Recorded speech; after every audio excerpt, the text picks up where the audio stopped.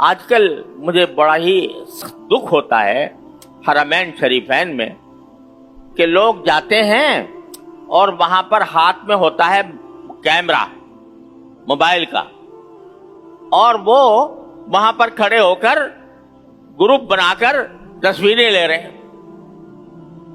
کعبہ سامنے ہے، کعبے کا طواف کر رہے ہیں اور آپس میں ایک دوسرے کی تصویریں لے رہے ہیں۔ تم میری لے لو، کوئی اچھی آئی ہے بری آئی ہے، آپس میں یہ تبصرہ ہو رہا ہے۔ میرے نزدیک یہ بات حرم کعبہ اور حرم نبوی کے تقدس کے خلاف ہے۔ آپ حج کرنے آئے ہو، رسول کریم صلی اللہ علیہ وسلم کی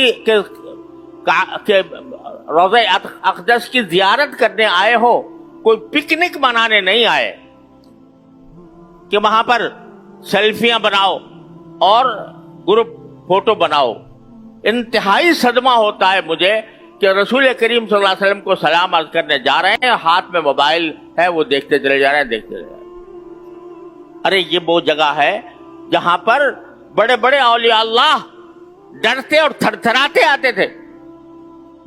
نفس گم کر دمی آیت جنید و بایزیدی جا، یہ فرمایا کہ ادب گاہیس زیر آسماں از عرش نازک تر، نفس گم کر دمی آیت جنید و بایزیدی جا۔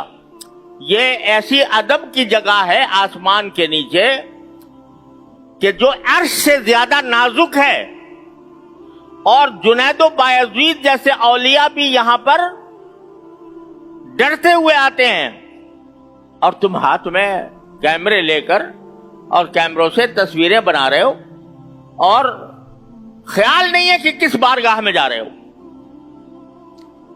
اتنا افسوس، اتنا صدمہ ہوتا ہے یہ دیکھ کر۔